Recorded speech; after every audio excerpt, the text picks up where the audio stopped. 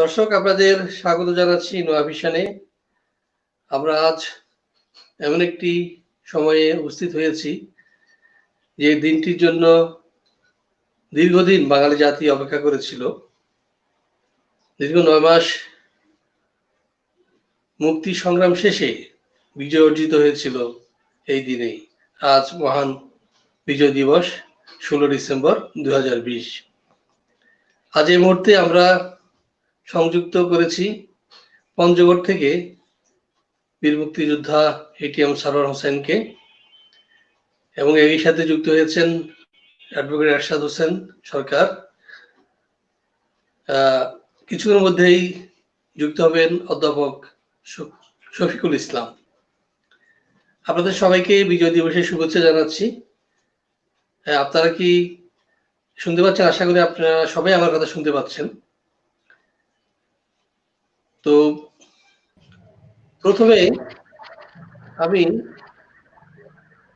জনাব এটিএম সারোয়ার হোসেন আপনার কাছে যাব, যে আপনি আমাদেরকে বলবেন যে 7ই মার্চ যখন বঙ্গবন্ধুর ভাষণ হলো রেসকোর্স ময়দানে, ঠিক সেই সময় বা এই 7 মার্চের ঘোষণাটা প্রথম কিভাবে পঞ্চগড়ে গেল? প্রথমে মুক্তিযোদ্ধা সারোয়ার সাহেব বলবেন, এরপর আমরা যথারীতি বাকিদের কাছে আসবো। আপনার কাছ থেকে শুনি 7ই মার্চের কথাটা এই সুদূর পঞ্চগড়ে, তখন তো কোনো যোগাযোগ নেই, টেলিফোন ঠিক নাই, আপনারা কিভাবে শুনলেন এবং কিভাবে প্রস্তুতি নিলেন 7ই মার্চে বঙ্গবন্ধুর সেই ঐতিহাসিক ভাষণের বিষয়ে জানতে চাচ্ছি।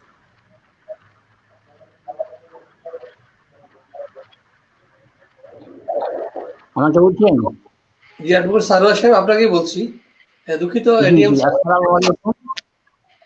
আজকের এই বিসমিল্লাহির রহমানির রহিম, আমি আজকে আমার এই বক্তব্য শুরুর আগে আমি শ্রদ্ধা জানাই হাজার বছরের শ্রেষ্ঠ সন্তান, হাজার বছরের শ্রেষ্ঠ মহাপুরুষ, জাতির জনক বঙ্গবন্ধু শেখ মুজিবুর রহমানকে, যার একটি আঙ্গুলি হিলনে আমরা স্বাধীনতা যুদ্ধে ঝাঁপিয়ে পড়েছিলাম।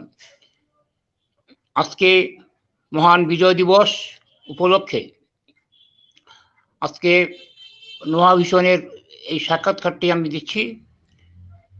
আমরা যখন 7ই মার্চ, আপনি বলছেন আমরা কিভাবে খবর পাইলাম, তখন পঞ্চগড়ে একজনের কাছ থেকে মার্ফি টেলিফোন এই রেডিও ছিল আর কি, 4 ব্যান্ডের। আমরা ওই প্রথমেই এক বিহারি হোটেল ছিল, ইয়াই সাহেব নাম, ওখান থেকে আমরা শুনতাম খবর। তারপরে বঙ্গবন্ধুর ভাষণ আমরা ওই মার্ফি থেকে শুনতে পারি আর কি।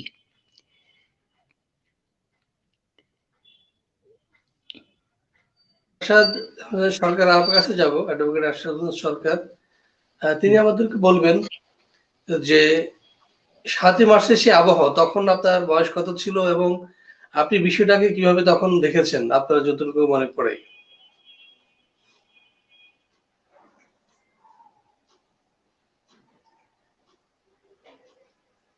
সম্ভবত আপনার মাইকটি মিউট করা আছে।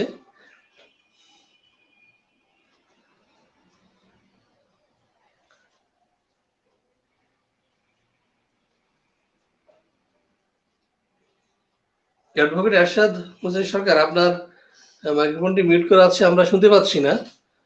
যে প্রশ্নটি ছিল 7ই মার্চের বঙ্গবন্ধুর সেই ঘোষণা আপনারা কিভাবে পেলেন, এবং বা ওই বিষয়ে আপনার কি মনে পড়ে, কতটুকু ওই প্রেক্ষিতটা একটু আলোচনা করতে যদি।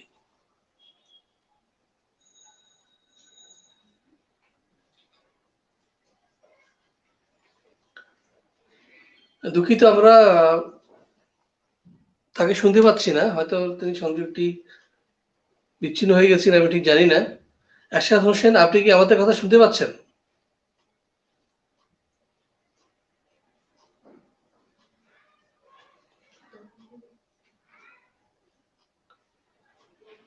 দুঃখিত, আমরা আপনার কথা শুনতে পাচ্ছি না, জানি না সমস্যাটা কোথায় হয়েছে বা কি হয়েছে। খুব সম্ভবত আপনি আপনার মাইক্রোফোনটি মিউট করা আছে বা এই ধরনের কিছু একটা হবে। আমাদের সাথে ইতিমধ্যে যুক্ত হয়েছেন অধ্যাপক শফিকুল ইসলাম। স্যার, আপনি কি শুনতে পাচ্ছেন? শুনতে পাচ্ছি, কিন্তু কথাগুলো একটু আপনার মানে ভেঙে ভেঙে আসছে। হ্যাঁ, আমাদের নেটওয়ার্কের দুর্বলতার কারণে হয়তো এটি হচ্ছে। আমরা যে হ্যাঁ প্রশ্নটি হ্যাঁ হ্যাঁ রেখেছিলাম সেটি হলো ৭ই মার্চের পটভূমিতে কথা হচ্ছিল যে বঙ্গবন্ধু রেসকোর্সে ভাষণ দিয়েছিলেন।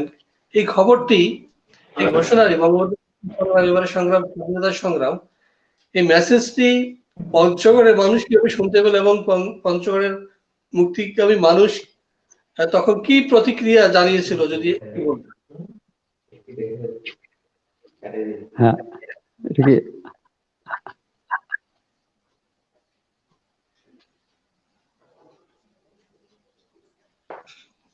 হ্যাঁ শুনতে পাচ্ছেন কি? আমাকে শুনতে পাচ্ছেন? জি, আপনাকে শুনতে পাচ্ছি ক্লিয়ার। আচ্ছা, আসলে 1971 সালে মার্চের শুরু থেকেই সমগ্র বাংলাদেশ মূলত অগ্নিগর্ভ হয়ে ওঠে এবং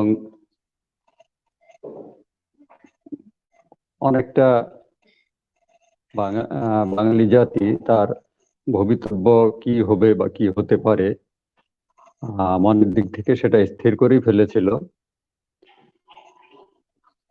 ৭ই মার্চ রেসকোর্স ময়দানে বঙ্গবন্ধুর যে ভাষণ এবং তার যে উদাত্ত আহ্বান, এবারের সংগ্রাম মুক্তির সংগ্রাম, এবারের সংগ্রাম স্বাধীনতার সংগ্রাম,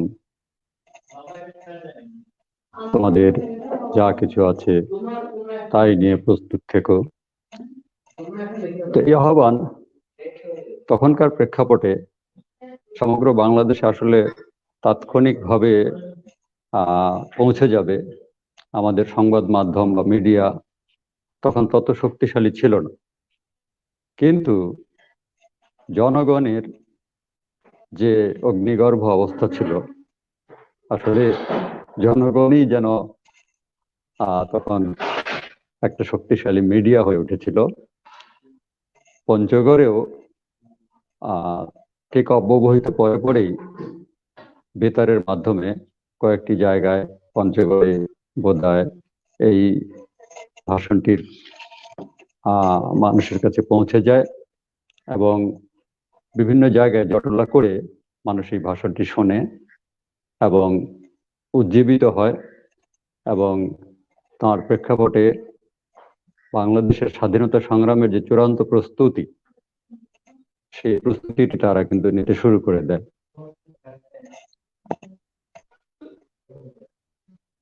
আমরা আবার সরওয়ার সাহেবের কাছে যাব।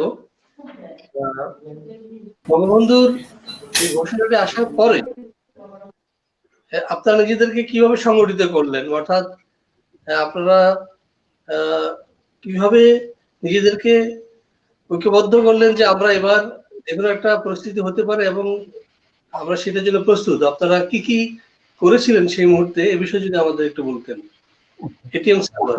ধন্যবাদ। আমি তখন পঞ্চগড় মহকুমা আওয়ামী লীগের এই ছাত্রলীগের প্রচার সম্পাদক ছিলাম। আমরা আগে থেকে প্রস্তুতি নিয়েছিলাম যে এই ধরনের কোনো একটা ঘোষণা আসতে পারে এবং আমরা তখন থেকেই প্রস্তুতি নিয়েছিলাম এবং ওই আমাদের অর্গানাইজিং করতাম, গ্রামে গ্রামে যাইতাম, অর্গানাইজিং করতাম এবং আমরা বলতাম সবাইকে যে এখন প্রস্তুতি নাও, ইনশাল্লাহ কোনো রকম একটা ঘোষণা আসতে পারে, যখন তখন একটা ঘোষণা আসতে পারে। কেন, যখন এই ৭ই মার্চের আগে যে বাংলাদেশের অবস্থা খুবই ভয়াবহ ছিল আর কি, মানে সবার মুখে শুধু বঙ্গবন্ধুর কথা, বঙ্গবন্ধু কি নির্দেশ দিচ্ছেন এই নির্দেশের অপেক্ষায় সবাই ছিল আর কি। এখন তখনই আমরা মোটামুটি প্রস্তুতি নিয়ে নিয়েছিলাম আর কি। আপনাকে আমি একটু বলে রাখি যে আমি কিন্তু ওই তখন ছাত্রলীগের প্রচার সম্পাদক ছিলাম, মহকুমা ছাত্রলীগের। আর আমাদের রাজনৈতিক মহকুমা ছিল, কিন্তু এই আদতে সেটা থানা ছিল, থানাও কম ইয়ে ছিল আর কি। তখন আমরা এই সবাইকে অর্গানাইজ করতাম, আমাদের ছাত্রলীগ, আমাদের আওয়ামী লীগ নেতারা আমাদেরকে ইয়ে করতো, বক্তব্য দিত যে তারা তোমার প্রস্তুত হয়ে যাও, রেডি হয়ে যাও, নিশ্চয়ই বড় কোনো ডাক আসতেছে আর কি। আমরা সবসময় সদা প্রস্তুত ছিলাম আর কি। বলবেন যে আপনার সহযোগী কারা কারা ছিল, কাদের মূলত এই আপনাদের পঞ্চগড় জেলার মুক্তিযুদ্ধকে অর্গানাইজ করেছিল, অর্থাৎ আপনার সিনিয়র যাদের নাম যদি একটু বলতেন যে আমার নেতা ছিলেন সাজুল ইসলাম অ্যাডভোকেট। উনি তখন ছাত্রলীগের পঞ্চায়েত কমিটির সভাপতি ছিলেন এবং ওনার নির্দেশেই সহকর্মী ছিল নাজিমুদ্দিন আহমদ, এস এম লিয়াকত আলী, আব্বাস আলী, সাইফুল ইসলাম, আমরা মোটামুটি শামসুজ্জোহা রবি, আমরা এইভাবে মোটামুটি ওয়াইসুল কোরাইশি, আব্দুল মজিদ বাবুল, আমরা এইভাবে আস্তে আস্তে অর্গানাইজেশন ঠিক রাখতাম আর কি। মানে প্রস্তুতি নিয়ে নিয়েছিলাম আমরা যে একটা কোন ঘোষণা আসবে আমরা সারা প্রস্তুত ছিলাম আর কি। এবার সরকার যদি এবার শুনতে পান তাহলে আপনার কাছ থেকে সেই মুহূর্তগুলো বিষয়ে একটু শুনবো।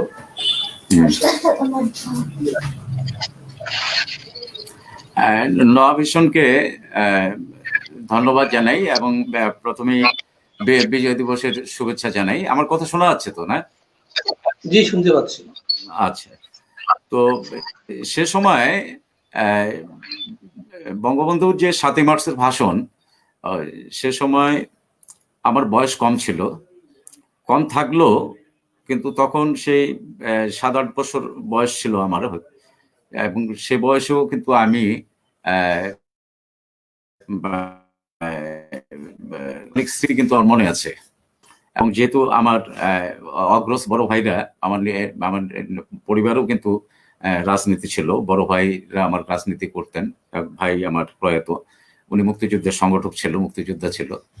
তখন আলাপ আলোচনা এগুলো কানে আসতো, এবং রেডিওতে বাসায় খবর শোনা হতো। তো তখন মূলত যে অগ্নিঝরা যে সময়ে, সে সময়টা সারা দেশের মানুষ, বাঙালি যে অধীর আগ্রহ এবং উৎকণ্ঠার মধ্যে ছিল যে কখন কি হয়। প্রতিনিয়ত প্রতি সেকেন্ড এবং মিনিটে মানুষ কিন্তু জানতে চায় যে কি হচ্ছে, ঢাকার দিকে তাকিয়ে থাকতো। তখন যে নেতা বঙ্গবন্ধু শেখ মুজিবুর রহমান, তিনি 7ই মার্চে ভাষণে কি বললেন, এবং মূলত তখন যোগাযোগ ব্যবস্থা এবং তথ্য প্রবাহ তেমন উন্নত ছিল না। মূলত রেডিওর খবরে কিন্তু মানুষ খবর শুনতো, এবং বিবিসি, ভয়েস অফ আমেরিকা বা এই আকাশবাণীর খবর, এই খবরগুলোই জানার কি কিন্তু এই রেডিওই কিন্তু মূলত তথ্য জানার একটা তখনকার দিনের সে সময়ের আধুনিক একটা মাধ্যম বলা। আর মূলত আমাদের যে এই পঞ্চগড় সারা দেশের মতো, কারণ পঞ্চগড় পূর্ব থেকেই একটা রাজনৈতিক জেলা, এবং পঞ্চগড়ের মানুষ অত্যন্ত রাজনৈতিক মানুষ। এবং সে সময় আমরা যেটা ইতিহাসে জেনেছি এবং সে সময় যেটা ছোটবেলায় দেখেছি, যেটা বড়দের কাছ থেকে শুনেছি, যে সে সময় এই বঙ্গবন্ধুর ঘোষণা আসার পরেই কিন্তু সেখানে মুক্তিযোদ্ধা ভাইরা, আমার অগ্রজ শ্রদ্ধেয় বীর মুক্তিযোদ্ধা এই সারোয়ার হোসেন, উনি যেটা বললেন আর কি, যে ওনারা প্রস্তুত ছিলেন। এখানে তৎকালীন যে নেতা ছিল প্রয়াত অ্যাডভোকেট সিরাজুল ইসলাম এমপিএ, যিনি পঞ্চগড় 2 আসনে 70-এ নির্বাচিত এমপি ছিলেন, এবং পঞ্চগড় 1 আসনে এমপি ছিলেন প্রয়াত তৎকালীন আওয়ামী লীগ নেতা কমরুদ্দিন আহমেদ।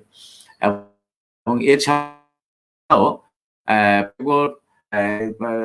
বাম রাজনীতিরও একটা উর্বর ক্ষেত্র সেই অনেক পূর্ব থেকেই ছিল। এবং এখানে আওয়ামী লীগ সহ অন্যান্য যে প্রগতিশীল যে রাজনৈতিক দলগুলো আছে, সকলের মধ্যে কিন্তু একটা আন্দোলন সংগ্রামের মধ্যে একটা সক্রিয় একটা ভূমিকা ছিল আর কি। তো আমরা যেটা জেনেছি যে বঙ্গবন্ধু 7ই মার্চের ঘোষণার পরেই কিন্তু এখানে 23শে মার্চ কিন্তু পাকিস্তানি পতাকা কিন্তু পুরাই দিয়ে এখানে বাংলাদেশের তৎকালীন মানচিত্র খচিত যে জাতীয় পতাকা উত্তোলন করা হয়েছিল 23শে মার্চ পঞ্চগড়ের শেরেবাংলা পার্কে এখানে, এবং পরবর্তীতে থানায়, পঞ্চগড় থানায়ও বোধহয় উত্তোলন করা হয়েছিল, যেটা মুক্তিযোদ্ধা সারোয়ার ভাই ওটা আরো ভালো বলতে পারবেন। তো তখন থেকেই কিন্তু একটা প্রস্তুতি ছিল আর কি। আন্দোলন সংগ্রামের মধ্য দিয়ে সকলেই একটা সক্রিয়ভাবে একটা অংশগ্রহণ ছিল। যে আমাদের দেশের যে স্বাধীনতার এবং দেশের যে বঙ্গবন্ধুর যে নির্দেশনামূলক যে ঐতিহাসিক 7ই মার্চের ভাষণ, সেই ভাষণের নির্দেশনা অনুযায়ী তার সংগঠিতভাবে পঞ্চগড়ের মানুষ এই মুক্তিযুদ্ধে অংশগ্রহণ করেছিল। আপনার কাছে আবার আসবো, আমি এবার আবারও জানতে চাইবো, এটি হচ্ছে যে পঞ্চগড়ের প্রথম প্রতিরোধ যুদ্ধ কিভাবে সংগঠিত হয়েছিল, আপনারা ঠিক কবে শত্রুর মুখোমুখি হলেন এবং আপনারা কারা কারা মিলে কোথায় এই প্রতিরোধ গড়ে তুলেছিলেন, এবং সেখানে সেই ঘটনাটা সম্পর্কে যদি একটু বলতেন তাহলে আজকের প্রজন্ম একটু জানতে পারত।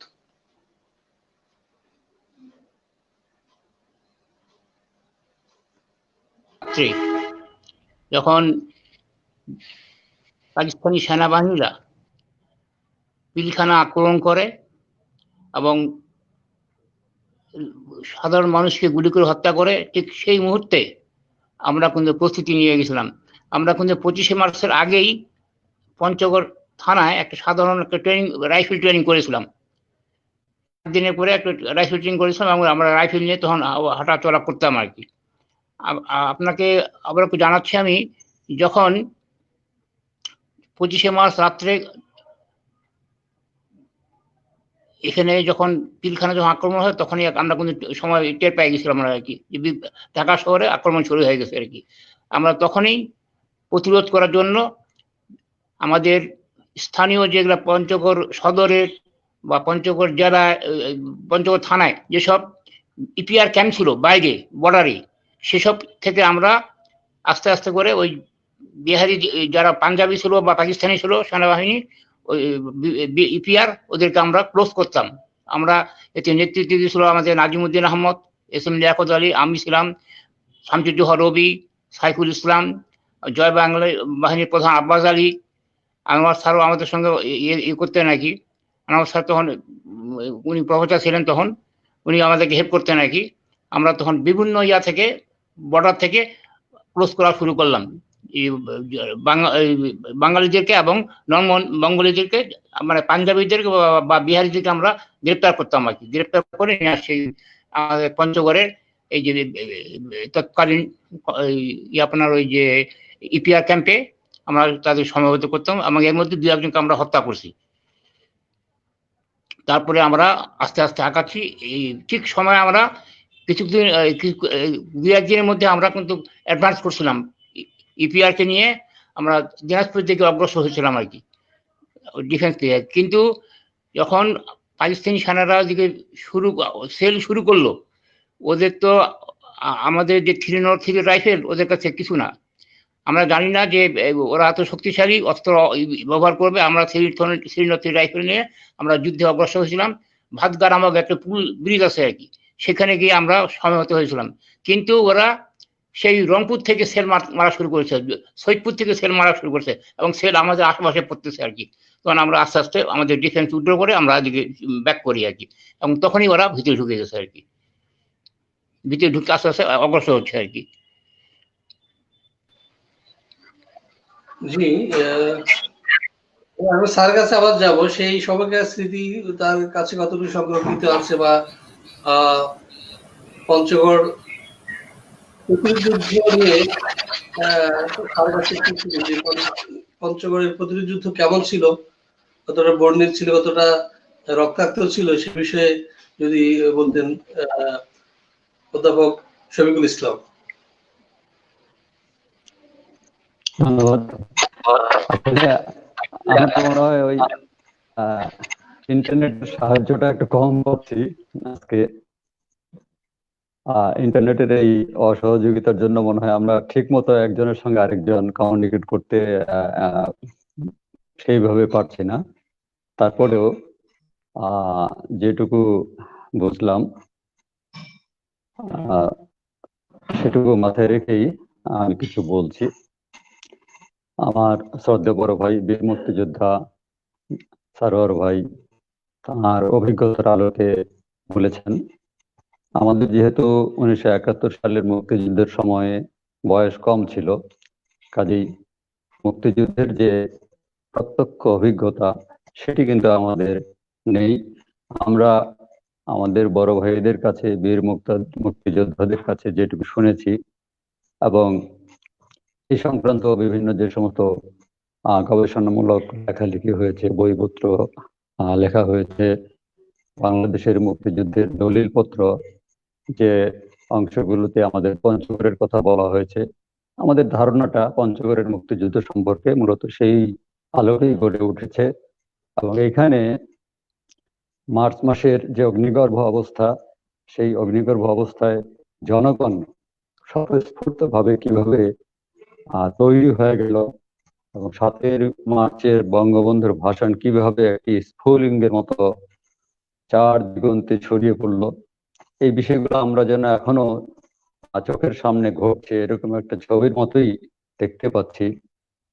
তো তখনকার যে পঞ্চগড়, যে জাতীয়গড়, সেই পঞ্চগড়ের সাথে আজকের পঞ্চগড়ের কিন্তু একটু পার্থক্য আছে। এখন পঞ্চগড় একটি পূর্ণাঙ্গ জেলা, তখন কিন্তু পঞ্চগড় জেলা ছিল না, একটা থানা ছিল। তবে এখানকার আশেপাশের অন্যান্য যে থানাগুলো, তেঁতুলিয়া, পঞ্চগড়, আটোয়ারি, দেবীগঞ্জ, এই থানাগুলোর তুলনায় পঞ্চগড় কিন্তু বিভিন্ন কারণে একটু বেশি গুরুত্বপূর্ণ ছিল। কারণ এখানে শিল্প কারখানা এবং অন্যান্য বিভিন্ন প্রতিষ্ঠান গড়ে ওঠার কারণে এখানে একটি নগরায়নের প্রক্রিয়া শুরু হয়েছিল এবং পঞ্চগড়কে কেন্দ্র করেই এই অঞ্চলের ব্যবসা বাণিজ্য এবং অন্যান্য যেগুলো আর্থিক কার্যক্রম মূলত সেগুলো সচল ছিল, যার ফলে পঞ্চগড় এই এলাকায় আশপাশের জেলাগুলো সহ অনেকটা জেলা সদরের মতোই এটি একটি কেন্দ্র হয়ে উঠেছিল। ফোকাসটা এই পঞ্চগড়ের উপরেই ছিল। আমরা শুনেছি ইতিমধ্যে অ্যাডভোকেট হোসেন সরকার বলেছেন, সারোয়ার ভাইও বলেছেন যে তৎকালে এখানে জননিধি যাঁরা ছিলেন তারা মুক্তিযুদ্ধের সাংগঠনিক কাজকর্মে ওতপ্রোতভাবে যুক্ত ছিলেন এবং জনকে নানাভাবে তারা অনুপ্রাণিত করেছেন। প্রাদেশিক পরিষদে নির্বাচনে এখানে তৎকালীন যে মুসলিম লীগ, তাদের ভরাডুবি ঘটেছিল, তাদের একটি হাস্যকর অবস্থা হয়েছিল ভোটের ফলাফলে। এবং এখানে 2টি আসনে প্রাদেশিক পরিষদের নির্বাচিত হয়েছিলেন বীর মুক্তিযোদ্ধা অ্যাডভোকেট সিরাজুল ইসলাম এবং কমরউদ্দিন আহমেদ, এবং জাতীয় পরিষদ নির্বাচনে এখানে নির্বাচিত হয়েছিলেন মোশাররফ হোসেন চৌধুরী। তারা সবাই বিভিন্ন জায়গায়, হাটে বাজারে, প্রত্যন্ত এলাকায় কিন্তু বিভিন্ন হাট সভা, বিভিন্ন পথসভা এবং বিভিন্ন এলাকার কর্মীদের সঙ্গে গণযোগাযোগটা করেছেন আন্তরিকভাবে। এবং এইভাবেই মার্চ মাসের প্রথমার্ধে কিন্তু পঞ্চগড় অন্যান্য জেলার মতোই, অন্যান্য দেশের অন্যান্য অংশের মতোই মুক্তিযুদ্ধের জন্য একটা প্রস্তুতি নিয়ে ফেলেছিল। ইতিমধ্যে শুনেছেন যে এই এলাকার যে পাকিস্তানি সামরিক স্থাপনাগুলো ছিল, সেটির সবচেয়ে বড় স্থাপনাটা ছিল সৈয়দপুরে ক্যান্টনমেন্ট ছিল। কিন্তু তার পরে আরো 2টি তাদের সামরিক স্থাপনা ছিল যেগুলো স্ট্র্যাটেজিক কারণে, কৌশলগত কারণে অত্যন্ত গুরুত্বপূর্ণ ছিল। একটি হচ্ছে ইপিআর 8ম উইং দিনাজপুরে, যেটি ছিল দিনাজপুর কুটিবাড়ি। আরেকটি ছিল আমাদের ঠাকুরগাঁয়ে। তৎকালীন আমাদের মহকুমা সদর ছিল ঠাকুরগাঁও এবং জেলা সদর ছিল দিনাজপুর। কাজেই সমগ্র দিনাজপুর জেলার ছবিটি মাথায় রেখে কিন্তু আমাদের মুক্তিযুদ্ধের যে ঘটনাবলী, সেই ঘটনাবলীগুলো বিচার বিশ্লেষণ করার অবকাশ আছে। মানুষের একটা দৃষ্টি ছিল যে ইপিআর যে হেডকোয়ার্টার ঠাকুরগাঁও, সেখানে কি হয়, সেখানে কি হয়, ইপিআর যে হেডকোয়ার্টার দিনাজপুর, সেখানে কি হচ্ছে, সেখানে কি হচ্ছে। এবং এই 2টি সামরিক স্থাপনায় যে আমাদের বাঙালি সেনারা ছিলেন, তাদের আমরা জানি যে তৎকালীন সেনা দপ্তরগুলোতে অফিসাররা ছিলেন, কর্মকর্তারা ছিলেন পাকিস্তানি। এবং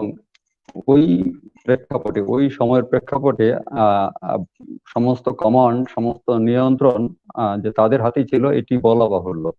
আমরা জানি যে 25শে মার্চে যে ক্র্যাকডাউন রাজারবাগ পুলিশ লাইনকে কেন্দ্র করে এবং সারা ঢাকা শহরে সহ বড় বড় শহরগুলোতে যে হত্যাযজ্ঞ শুরু হয়েছিল, এবং এই হত্যাযজ্ঞের মধ্য দিয়ে জাতির কাছে যে একটা মেসেজ পৌঁছে যাচ্ছিল যে তারা চূড়ান্তভাবে একটা ধ্বংস নীতি গ্রহণ করেছে পাকিস্তানি সেনারা। এই ঘটনার পরিপ্রেক্ষিতে বিভিন্ন বাঙালি যারা ছিলেন তাদের মধ্যেও কিন্তু এক ধরনের অস্থিরতা কাজ করছিল। তাদের মধ্যেও জীবন বাজি রেখে হয় টিকে থাকতে হবে নয়তো মরতে হবে, এরকম একটা অবস্থা কিন্তু তাদের মধ্যেও তৈরি হচ্ছিল। আমরা যতদূর জানি 25শে মার্চের পরেই ঠাকুরগাঁও এবং দিনাজপুরেও কিন্তু বাঙালি সেনাদের মধ্যে, ইপিআর এর বাঙালি সেনাদের মধ্যেও বিদ্রোহ আস্তে আস্তে দানা বাঁধতে শুরু করে, কারণ তারা অনুমান করতে পেরেছিল যে তাদেরকে নিরস্ত করে হয়তো তাদেরকে মেরে ফেলা হবে অথবা তাদেরকে কণ্ঠাসা করে রাখা হবে। এবং যতদূর জানা যায় যে 27 তারিখ থেকে শুরু করে 30 তারিখের মধ্যে ঠাকুরগাঁয়ের যে পাকিস্তানি সেনারা, পাকিস্তানি অফিসাররা, তারা বাঙালি সেনাদের যে বিদ্রোহ সংঘটিত হয় তাতে করে তারা সম্পূর্ণ পরাস্ত হয় এবং প্রায় সবাই সেখানে মারাও যায়।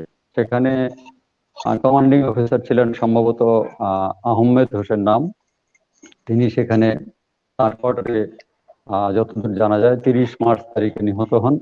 এবং তার পরবর্তী যিনি কমান্ডিং অফিসার ছিলেন, তার যিনি সহকারী ছিলেন, তিনি সেখানে সপরিবার সেখান থেকে পালিয়ে যাচ্ছিলেন সৈয়দপুরের দিকে, কিন্তু ঠাকুরগাঁও থেকে কয়েক কিলোমিটার পরে একটি জায়গার খোঁচাবাড়ি যান, সেখানে কিন্তু তিনি সাধারণ মানুষের হাতে আটক হন। সাধারণ মানুষ তাদেরকে তখন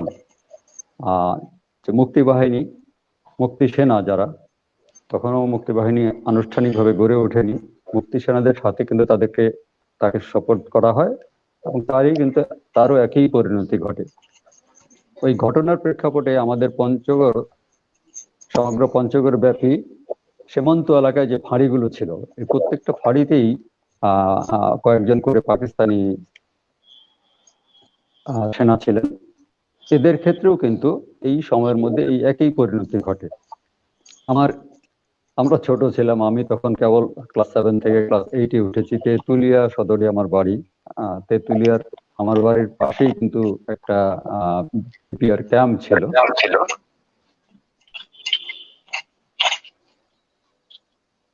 আমাকে শোনাচ্ছে?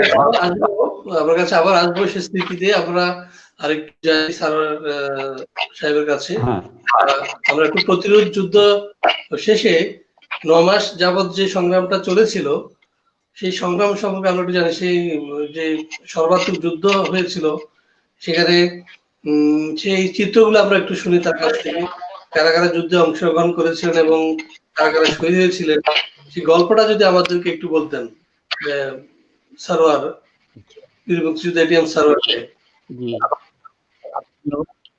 জি, আমরা যখন ওই 7 দিনের ট্রেনিং গ্রহণ করেছিলাম, পরে যখন দেখতেছি যে ওদের সঙ্গে পাশ দিয়ে চলা যাচ্ছে না, তখন আমরা ভারতে চলে যাই, বুঝলেন। ভারতে চলে গেছিলাম এবং ভারত থেকে আমরা উন্নত ধরনের ট্রেনিং গ্রহণ করেছিলাম। আমরা গেরিলা ট্রেনিং নিয়েছিলাম এবং দীর্ঘমেয়াদী 35 দিন আমরা সশস্ত্র ট্রেনিং গ্রহণ করেছি। ভারতের দেরাদুনে আমরা ট্রেনিং গ্রহণ করেছিলাম। যাদের মধ্যে আমাদের একটু শিক্ষিত ছেলে ছিল, ইন্টারমিডিয়েট থেকে মাস্টার্স পর্যন্ত ওরা দেরাদুনে আমরা ট্রেনিং করছিলাম। আর যারা মানে ধরনের একটু মানে কৃষক এই ধরনের, ওরা সাধারণ ওই মুজিব ক্যাম্পে মুক্তিযোদ্ধার ফ্রিডম ফাইটার হিসাবে তার অস্ত্র ট্রেনিং গ্রহণ করেছিল এবং তারা সশস্ত্র যুদ্ধে অংশগ্রহণ করেছিল। আমিও ঠিক 35 দিন ট্রেনিং এর পরে আমরা সরাসরি থেকে বাংলাদেশে প্রবেশ করি এবং যখন বাংলাদেশে প্রবেশ করি আমাদেরকে একটি করে এসএলআর দিয়েছিল আর গ্রেনেড 36 গ্রেনেড অনেকগুলো দিয়েছিল। আর আমাদেরকে ওই 36 গ্রেনেড দিয়েছিল এবং একটা এলএমজি দিয়েছিল, লাইট মেশিন গান দিয়েছিল আমাদের একটা টিমকে। আমরা একটা টিমে 11 দিন ছিলাম এবং বিভিন্ন এভাবে টিম করে আমরা যুদ্ধে অংশগ্রহণ করেছিলাম। যখন যুদ্ধ শুরু হয়ে গেল, আমরা আবার সশস্ত্র যুদ্ধ আমরা যাচ্ছি, হিট করতেছি, আবার রান করতেছি। সন্ধ্যার দিকে আমরা বাইরে হই এবং সারা রাত ডিস্টার্ব করি তাদেরকে, বিভিন্ন স্থানে আমরা গোলাগুলি করি এবং তাদেরকে বিভিন্ন রকমের আমরা ডিস্টার্ব করি আর কি।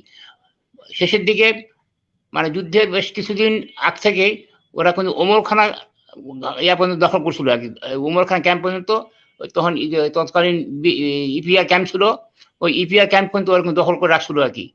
যখন আমরা এলোপাথারি আক্রমণ করা শুরু করলাম, তখন তারা দিনে একটু ঘুরে আসে, তারপরে রাত্রে আবার যায় না, সন্ধ্যায় যায় না। এরকম করতে করতে আমরা ওইটা আস্তে আস্তে ওমরখানা আমরা ক্যাপচার করে নিলাম। পরবর্তী পর্যায়ে আমরা পঞ্চগড়ের শহরের ভিতরে ঢোকা শুরু করলাম। বিভিন্ন ঘাটিতে ওদেরকে যেসব ক্যাম্প ছিল বা ওদের বাংকার ছিল, বাংকারে আমরা রাত্রে হানা দিতাম। এই শেষের পর্যায়ে ওরা খুবই ভীত সন্ত্রস্ত হয়ে গেছিল আর কি। ওরা মুক্তি বাহিনী বা বিচ্ছু বাহিনী কি ওরা বুঝতে পারতো না আর কি। এই এমন ভাবে আমরা আক্রমণ করতাম যে তারা দিশাহারা হয়ে যেত আর কি। হয়তো মনে করেন সাধারণ ফেরিওয়ালার বেশে আমাদের লোক ঢুকতো, সাধারণ ভিক্ষুকের বিষয় ধরতো, ফেরিওয়ালা তো আপনার কোনো কলা নিয়ে ঢুকতো, ঢোকার পরে সব আপনার র্যাকি করতাম, তারপরে আমরা রাত্রে আক্রমণ করতাম। শেষের দিকে ঠিক নভেম্বরের প্রথম সপ্তাহে আমরা একটু দেখি ভারতীয় সেনাদের একটা পরিবর্তন লক্ষ্য করি আর কি। তারা একটু মানে আগে আমাদেরকে হেল্প করতো পাশের থেকে, মানে দূরের থেকে আর কি। আমরা যখন ভিতরে ঢুকতাম তখন ওরা ওদেরকে বলে আসতাম যে আমরা ভিতরে ঢুকলাম, তখন ওরা একটু খেয়ালে রাখতো, নজরে রাখতো আর কি। আর তারপরে নভেম্বরের প্রথম সপ্তাহ থেকে দেখি যে ওরা আমাদের আগে চলে আসতে যাচ্ছে আর কি। বিভিন্ন জায়গায় বাংকার করতেছে, ইয়ে করতেছে আর কি। আমি তাদের উল্লেখযোগ্য পরিবর্তন দেখি আর কি। লাস্টে যখন যুদ্ধের শেষের দিকে নভেম্বরে তো আমরা ওদের সঙ্গে ইয়ে করে ওনারা সামনে আসে, আমরা পিছিয়ে আসি, আর আক্রমণ শুরু করলাম পাকিস্তানি সেনাদের। এলোপাথারি আক্রমণ, ওরা দিশা পাচ্ছে না আর কি। ওরা লাস্টে আমরা পঞ্চগড়ে ঢোকার আগে কিন্তু খুব প্রতিহত আমাদেরকে হতো, আমার ছিলাম আর কি, প্রতিহত হচ্ছে ওদের কাছ থেকে। ওরা বিভিন্ন ভাবে আক্রমণ করতেছে আর কি। যখনই আমরা দেখেছি যে কোনো শহরে আগুন জ্বলাই দিয়েছে বা কোনো গ্রামে আগুন দিয়েছে, তখন ওরা কিন্তু যখন ওরা মানে চলে যাচ্ছিল, ডিফেন্স যুদ্ধ করে চলে যাচ্ছিল, তখন কোনো আগুন ধরা যেত। তারপরে আমরা আগায় আসি। পঞ্চগড় ক্রস করার পরে আমরা যখন ওরা আমাদের সশস্ত্রের সঙ্গে আমরা কোনো আগাচ্ছি আর কি, বিভিন্ন ট্যাঙ্ক কামান নিয়ে আমরা আক্রমণ করতেছি, আমরা আগাচ্ছি আর কি। ঠিক 29 তারিখে পঞ্চগড় আমরা মুক্ত করে ফেলি। 29শে নভেম্বর। কিন্তু দুঃখজনক ঘটনা হলো কি, আমাদের পঞ্চগড়ে একটা সুগা মিল আসলো আর কি। সেই সুগা মিলে এক বাংকারে 5-6 জন পাকিস্তানি সেনারা বাংকার করেছিল আর কি। আমাদের এক সহযোদ্ধা, ওর নাম মনে আসতেছে না এখন আর কি, রবি সম্ভবত ডাক নাম রবি। ও ওই পাকিস্তানি পতাকাটা নামাচ্ছিল আর কি, নামাইতে গেছিল, ওই বাসটাই উপরে গেছিল, মই যে সে উপরে উঠছে। ঠিক ওই তখন বাংকার থেকে পাকিস্তানি সেনা যে কয়েকজন ছিল আর কি, তারা ওকে গুলি করছে। তারপর তো আমি ভিতরে ঢুকলাম, তখন আমি ওদেরকে প্রতিহত করছি, ওরাও মরছে। আমরা তখন ওদেরকে আক্রমণ করে ওদেরকে হত্যা করছি আর কি। তারপরে আমরা আর পঞ্চগড়ি ঠাকুয়ার দিকে অগ্রসর হতে থাকি। একটা টিম রুহিয়া দিয়ে ঠাকুয়া ঢুকছে, আর একটা আমরা পঞ্চগড় থেকে এই দেবগঞ্জ থেকে আক্রমণ করে দিলীপ ফ্যামিলি থেকে টিম আসে আমরা ঠাকুয়া দিকে অগ্রসর হচ্ছিলাম আর কি। এইভাবে আমরা দিনাজপুর পর্যন্ত চলে গেছিলাম আর কি। যখন দিনাজপুরে যাই তখন তো ওরা বাংকার উইথড্র করে ওরা সব শহীদপুরের দিকে চলে গেছিল আর কি। শহীদপুর দিকে চলে যাচ্ছিল, আর তখন তারা দিশাহারা হয়েছিল আর কি। অস্ত্র ফেলে আসতেছিল আর কি। অস্ত্র ফেলে আমরা সাডেনলি আমরা একটা ওই যে ইয়াতে আর কি, ওই হারিবাসা রোডে আমরা দেখি যে একটা গাধা অস্ত্র, মানে একটা গাধাকে তারা অস্ত্র সব দিয়ে গাধার আগে ছেড়ে দিচ্ছে আর কি। আমরা তখন ওই গাধাটাকে উদ্ধার করলাম, দেখি যে অনেক পাকিস্তানি অস্ত্র আর কি। ওরা তখন মরার জন্য মানে ওরা তখন প্রাণপণে যান নিয়ে বাঁচার জন্য চেষ্টা করতো আর কি। কিন্তু তারা তখনও আমাদেরকে হত্যা করতো, গুলি করতো, যদি কোন বাঙালি পাইতো মারিয়ে দিয়ে চলে যেত আর কি। ব্যাটারা এত নির্মম ছিল আর খুব মানে তীক্ষ্ণ ছিল আর কি। আমরা যদি কোনো রাইফেল তাক করি তাদের কাছে, আমরা যদি টক করি, যদি ম্যাগজিনে গুলি না থাকে, ওরা বুঝে ফেলে, দূর থেকে বুঝে ফেলে যে এখানে গুলি ঢুকে নেই, চেম্বারে গুলি ঢুকে নেই। ওরা অত্যন্ত প্রখর ছিল এবং তীক্ষ্ণ ছিল, এবং লাস্টে ওরা আমাদের পরাজিত হয়।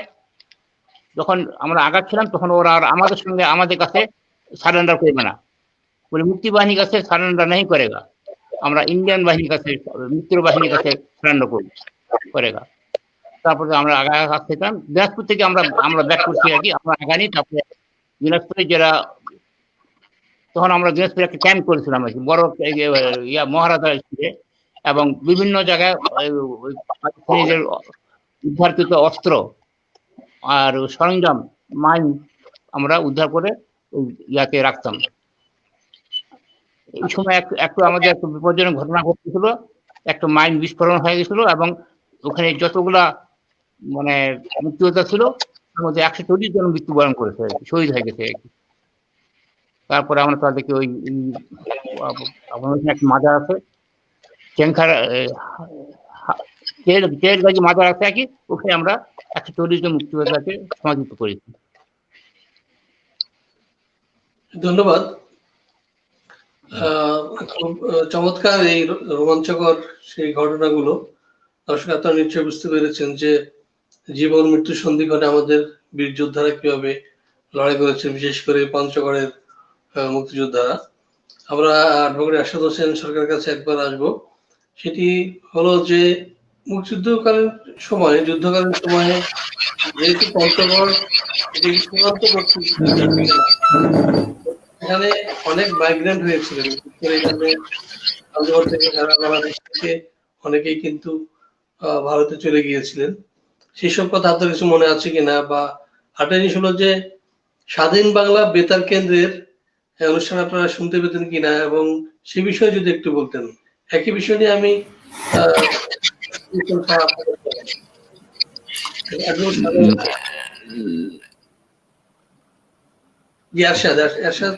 হ্যাঁ, না সে সময় যেটা আমার এইটুকু স্মৃতিতে মনে আছে যে আমার পরিবারের কথা দিয়ে আমি শুরু করি। আমরা যখন শহর ছেড়ে মানুষ যখন চলে যাচ্ছিল, তখন আমাদের কিন্তু গ্রামের যে খামার বাড়ি এখান থেকে 6 কিলোমিটার দূরে, সেটা আবার বোদা থানায় পড়ছে, বনগ্রাম ব্যাংহারি ইউনিয়ন যেটাকে বলে। সেখানে আমরা এখান থেকে গরুর গাড়িতে করে আমরা কিন্তু সেখানে রওনা দিই, এবং সেই গরুর গাড়িতে যে আমি বসে গেছিলাম সেই স্মৃতিটা আমার এখন মনে আছে। এবং সেখানে গিয়ে, এবং আমাদের সঙ্গে এখানে তখন ওই যে মকবুল দারগা, একজন দারোগা ছিল এবং একজন ব্যাংকের একজন কর্মকর্তা ছিলেন, ওনার বাসা রংপুরে, আর মকবুল দারগার বাসা হচ্ছে ফরিদপুরে। এবং ইস্পাহানি চা ডিপুতে একজন মানুষ চাকরি করতেন, চাঁদ মিয়া নাম, চিটাগাঙ্গে বাসা। এনারাও কিন্তু আমাদের সঙ্গেই আমাদের খামার বাড়িতে এনারা ছিলেন, কিন্তু ওনারা আমাদের কথা ভুলতে পারেন না আর কি। তো সেখানে আমরা ব্যাংহারিতেই আমরা অবস্থান করি। যদিও আমার যে ভাই মুক্তিযোদ্ধা, ওনার পরিবার নিয়ে উনি ভারতে যান এবং সেই মুক্তিযুদ্ধে অংশগ্রহণ করেন। তো আমার এটুকু মনে আছে, এটা দেখেছি এবং শুনেছি যে পঞ্চগড় শহরের লোকজন মূলত ভারতে গিয়ে যেটা জলপাইগুড়ি, বিশেষ করে এখানে জলপাইগুড়ি এবং পশ্চিম দিকে উত্তর দিনাজপুর, দার্জিলিং এর সেই শিলিগুড়ি এলাকা, এই জেলাগুলোতে গিয়ে কিন্তু তারা শরণার্থী ক্যাম্পে কিন্তু আশ্রয় নিয়েছিল। এবং জলপাইগুড়িতে যারা গিয়েছিল, সেখানে জলপাইগুড়ি জেলার, কুচবিহার জেলারও কিছু অংশ, বেরুবাড়ি এবং জলপাইগুড়ি ভেঙ্গে যেটা নতুন জেলা এখন আলিপুরদুয়ার, যেটা ভুটানের সীমানা ঘেঁষে, আলিপুরদুয়ারও অনেক শরণার্থী ক্যাম্প ছিল। তারপর তেঁতুলিয়া তো বাংলাদেশের যে 4টি থানা মুক্তাঞ্চল ছিল, তার মধ্যে আমাদের সর্ব উত্তরে যে তেঁতুলিয়া থানা এবং বর্তমান পঞ্চগড় জেলার যে তেঁতুলিয়া থানা কিন্তু সম্পূর্ণ কিন্তু মুক্তাঞ্চল ছিল। এবং শুধু মুক্তাঞ্চল না, তেঁতুলিয়ার অনেক ঘটনা আছে। এই পঞ্চগড়ের আজকের যে আলোচনায় তেঁতুলিয়ার কথা সেটা উল্লেখ না করলে তো এটা অনেক অসম্পূর্ণ থেকে যায়। এবং তেঁতুলিয়ায় অনেক ক্যাম্প ছিল, সেখানে হাজার হাজার মানুষ পঞ্চগড়ের সেখানে অবস্থান গ্রহণ করেছিল। এবং তেঁতুলিয়া মূলত যে তখনকার যে অর্থমন্ত্রী মুজিবনগর সরকারের এইচ.এম. কামরুজ্জামান, আওয়ামী লীগ নেতা প্রয়াত নাসিমের যে ফাদার, 4 জাতীয় নেতার একজন, শ্রদ্ধা জানাই আজকের দিনে। কামরুজ্জামান এক বক্তব্যে তেঁতুলিয়া বলেছিলেন যে, সেটা আবেগজড়িত ভাবে, যে তেঁতুলিয়াকে রাজধানী করার কথা বলেছেন, যে তেঁতুলিয়া হবে আমাদের মুজিবনগর সরকারের রাজধানী। এই উক্তিটা কিন্তু উনি কিন্তু করেছিলেন আর কি।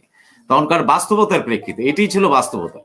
তেঁতুলিয়ায় সে সময় তৎকালীন মুজিবনগর সরকারের যে প্রধানমন্ত্রী তাজউদ্দিন, যিনি টোটাল মুক্তিযুদ্ধ বঙ্গবন্ধুর অনুপস্থিতিতে যিনি পরিচালনা করেছিলেন, বঙ্গবন্ধু পাকিস্তানের কারাগারে ছিলেন এবং বঙ্গবন্ধুর অত্যন্ত যে ছিলেন সহযোদ্ধা, তাজউদ্দিন দুবার এসেছিলেন। শুধু দুবার না, তাজউদ্দিনের যে মুক্তিযুদ্ধ পরিচালনায় তার যে ত্যাগ তিতিক্ষা, সেটার প্রত্যক্ষ স্বাক্ষর আমাদের তেঁতুলিয়া এবং পঞ্চগড়ের মানুষ, আমরা যারা তখন দেখেছিল আর কি। তাজউদ্দিন সেই ফ্রন্ট লাইন, যেটা সে ফ্রন্ট লাইন পরিদর্শন করতে গিয়ে রাত 8টা পর্যন্ত সে ফ্রন্ট লাইন পরিদর্শন করে তেঁতুলিয়া সদরে কিন্তু উনি ব্যাক করছেন। ব্যাক করে তারপর সেখান থেকে উনি রওনা দেন মিটিং করে। এরকম ঘটনাও আছে, দুবার এসেছিলেন। শুধু তাই না, তৎকালীন সেই বিবিসি, ভয়েস অফ আমেরিকার বড় বড় সেই মার্ক টালি, এই সাংবাদিকগুলো তারা একাধিকবার সেখানে এসেছিলেন। তৎকালীন সিদ্ধার্থ শঙ্কর রায়, পশ্চিমবাংলার যে মুখ্যমন্ত্রী, তার সহধর্মিনী ব্যারিস্টার, নাম ভুলে গেলাম, তিনিও পরিদর্শনে এসেছিলেন। এবং বিদেশি বহু সাংবাদিক তেঁতুলিয়ায় একাধিকবার এসেছিলেন। এবং তেঁতুলিয়ার যে তখনকার যে মিডিয়া, সেই মিডিয়ার তথ্য সংগ্রহের জন্য, এবং সেখানে ভারতের কংগ্রেসের এবং সিপিএম এর অনেক নেতা কিন্তু তারা বিভিন্ন সাহায্য সহযোগিতার জন্য কিন্তু সবসময় তেঁতুলিয়া, জলপাইগুড়ি, শিলিগুড়ি তারা কিন্তু তাদের কিন্তু একটা যাতায়াত ছিল। সেই তেঁতুলিয়া কিন্তু, যেটাকে তীর্থভূমি বলা হয়, স্বাধীনতার তীর্থভূমি তেঁতুলিয়া মুক্তাঞ্চল, সেই তেঁতুলিয়া কিন্তু অনেক শরণার্থী ক্যাম্প ছিল। এবং শুধু তাই না, যে এই শরণার্থী ক্যাম্পগুলো অনেক কষ্ট করেছিল আমাদের পঞ্চগড়ের মানুষ। আমার পাড়া প্রতিবেশীর অনেকেই, আমার নিজের পরিবারও অনেকে, আত্মীয় স্বজন অনেকেই তারা শরণার্থী ক্যাম্পে ছিল। এবং শরণার্থী ক্যাম্পে তখন যে সাহায্য সহযোগিতাগুলো আসতো বিভিন্ন সমাজতান্ত্রিক দেশগুলো থেকে, আমি দেশ স্বাধীনতার 10-12 বছর পরও আমি কিছু তাদের প্যাকেজের যে লেভেলগুলো, যেমন মাছের একটা কৌটার কথা বলি, ডিম্বাকৃতির, সেই মাছের কৌটায় যে মাছগুলো এসেছিল সেটা রোমানিয়া থেকে এসেছিল, গিফট ফ্রম রোমানিয়া। হ্যাঁ, এগুলো দেশ স্বাধীনতার পর যখন আমি হাই স্কুলে পড়ি, তখনও কিন্তু কিছু কিছু সিম্বল কিন্তু আমি কিন্তু দেখেছি শরণার্থী ক্যাম্পে কে কিভাবে সাহায্য করেছিল, এবং তারা যারা শরণার্থী, যারা পঞ্চগড় ভাই বোন যারা ছিল সেখানে, কিভাবে তারা 9 মাস অতিবাহিত করেছিল, সেগুলো তাদের কাছ থেকেও আমি শুনেছি। এবং মূলত তখন যে পঞ্চগড় ছিল কিন্তু 71-এর সময় পর্যন্ত যে সাংগঠনিক মহকুমা, এবং পরবর্তীতে কিন্তু এটা সাংগঠনিক জেলা হয়, যদিও প্রশাসনিক জেলা ছিল না। দিনাজপুর জেলা, ঠাকুর, এবং শফিক ভাই যেটা বললেন যে বর্তমান পঞ্চগড়ের যে 5টা থানা, এই 5টা থানার এটা ভৌগোলিক কারণও হতে পারে। পঞ্চগড় মিডল প্লেসে ছিল, এবং এখানে সুগার মিল, শিল্প কলকারখানা, রেল স্টেশন এবং মুন্সিবি আদালত, এই জিনিসগুলো এবং পুলিশের সার্কেল, এগুলো মিলে কিন্তু একটা সাব ডিভিশনের মতোই কিন্তু একটা ভৌগোলিক অবস্থান কিন্তু পঞ্চগড়ের ছিল, এবং সেভাবেই কিন্তু পঞ্চগড় কিন্তু গড়ে উঠেছিল। হ্যাঁ, এবং পঞ্চগড় রাজনৈতিক সাংগঠনিক দিক দিয়েও কিন্তু 71 পূর্ব পর্যন্ত কিন্তু সাংগঠনিক মহকুমা ছিল, যেটা মুক্তিযোদ্ধা শ্রদ্ধেয় বীর মুক্তিযোদ্ধা সারোয়ার ভাই বললেন। এবং পরবর্তীতে এটা সাংগঠনিক জেলা হয়। বঙ্গবন্ধু এখানে দুবার এসেছিলেন, এবং বঙ্গবন্ধু শুধু আসেননি, আজকে যে বীর মুক্তিযোদ্ধা শ্রদ্ধেয় সারোয়ার ভাই আছেন, সারোয়ার ভাই জেলও খেটেছিলেন, এটা আমরা জানি। উনি বলেননি, হয়তো বলবেন। উনি এবং ওনার সহযোদ্ধা আমাদের প্রয়াত হারাদন্দা, তখনকার এনারা জেল খেটেছিল, এবং ঠাকুরগাঁ জেলে ছিলেন, এবং দিনাজপুর জেলখানায় ছিলেন। বঙ্গবন্ধু পঞ্চগড়ে মিটিং করে দিনাজপুরে গিয়ে তাদের সঙ্গে দেখা করেছিলেন, এবং সম্ভবত তাদের 500 টাকা করেও দুইজনকে বোধহয় 1000 টাকা দিয়েছিলেন। হ্যাঁ, এটা সারোয়ার ভাই, যিনি আজকের আলোচনায় আছেন আর কি, হয়তো সেটা স্মরণ করবেন উনি। তো মূলত যে এই যে শরণার্থী ক্যাম্প এবং পঞ্চগড়ের যে ভৌগোলিক অবস্থানটা, এখানে পাক সেনারা মূলত পঞ্চগড় থেকে, সদর থেকে তেঁতুলিয়া মাইলেজের হিসেবে 26 মাইল, দ্যাট মিনস হচ্ছে 43 কিলোমিটার, 43-44 কিলোমিটার। এই 43-44 কিলোমিটারের মধ্যে এখান থেকে 12 কিলোমিটার পর্যন্ত ওমরখানা নামক একটা জায়গা আছে, সেখানে তাদের লাস্ট ডিফেন্স ছিল।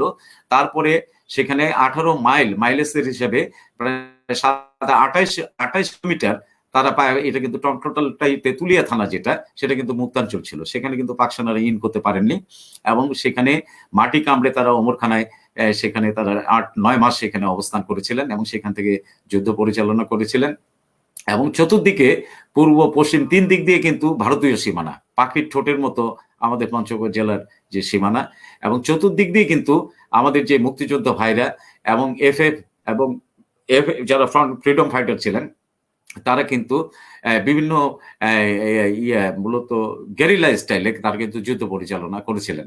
এবং সে সময় একটা জিনিস দেখা গেছে, যারা এখানে চাকরি করত, এখানে যারা চাকরি করতেন তারা কিন্তু সেখানে যুদ্ধে কিন্তু সরাসরি অংশগ্রহণ করেছিলেন। যেমন যিনি জয়েন্ট সেক্রেটারি পর্যন্ত হয়ে রিটায়ার্ড করেছেন মাহবুব আলম, ওনার কিন্তু স্মৃতিচারণমূলক একটা বই লেখা আছে। সে বইটা হচ্ছে গেরিলা থেকে মুক্তিযুদ্ধ, এটা পঞ্চগড়ের মুক্তিযুদ্ধের উপরেই লেখা, এবং এই বইটা প্রায় 450 পৃষ্ঠার 2 খণ্ডে। এবং এই বইটা আমি পড়েছি, আমার কাছে যেটা মনে হয়েছে যে অত্যন্ত মানসম্মত বর্ণনা, এবং যে বইটা যে কোনো দেশের সেনাবাহিনীর গ্রন্থাগারে সংরক্ষণ করে রাখার মতো সে ধরনের মানসম্মত বই আর কি। এবং সেই মাহবুব ভাই তিনি ছিলেন কিন্তু পঞ্চগড় সুগার মিলের লেবার অফিসার, তিনি সরাসরি অংশগ্রহণ করেছেন এবং তার যে গ্রুপটা ছিল এটা গ্রুপের ম্যাক্সিমাম মানে অনেকেরই বাসা কিন্তু রংপুরে, এবং তারা কিন্তু রংপুরের ছিলেন। তারা কিন্তু সকলেই এই যুদ্ধে এখানে গেরিলা যুদ্ধে অংশগ্রহণ করেছিলেন। এবং আমাদের পঞ্চগড়ে যারা বীর মুক্তিযোদ্ধা তাদের কিন্তু আবার অনেকেই কিন্তু বিভিন্ন জেলায় যারা কুড়িগ্রামের যুদ্ধে অংশগ্রহণ করেছিলেন, যেমন আমাদের থানা কমান্ডার ছিলেন প্রয়াত কয়েক মাস আগেই, যে 1 বছর খানেক প্রায় 1.5 বছর হয়ে গেল মারা যাওয়ার, যিনি সাংস্কৃতিক একেবারে সম্মিলিত সাংস্কৃতিক জোটের সভাপতি ছিলেন, প্রয়াত বীর মুক্তিযোদ্ধা মির্জা আবুল কালাম দুলাল ভাই, তিনি কুড়িগ্রামে যুদ্ধ করেছিলেন।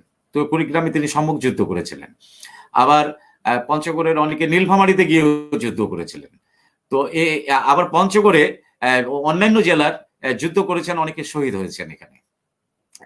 এবং সেখানে এই যে যুদ্ধ দেখা যায় যে পঞ্চগড়ে যে গেরিলার যে যুদ্ধ, এখানে গ্রাম অঞ্চলের যে মানুষ তারা কিন্তু মুক্তিযোদ্ধা ভাইদের কিন্তু আমরা যেটা জেনেছি এবং পরবর্তীতে ইতিহাস থেকে আমরা যেটা জেনেছি, মুক্তিযোদ্ধা ভাইদের কাছ থেকে যেটা শুনেছি, যে তারা বিভিন্নভাবে কিন্তু গ্রামের মানুষ সহযোগিতা করেছিল মুক্তিযোদ্ধা ভাইদের। আবার যুদ্ধবিরোধী কিছু লোকজনও ছিল যারা মুক্তিযুদ্ধের বিরোধিতা করেছিল, তারা অনেকেই আবার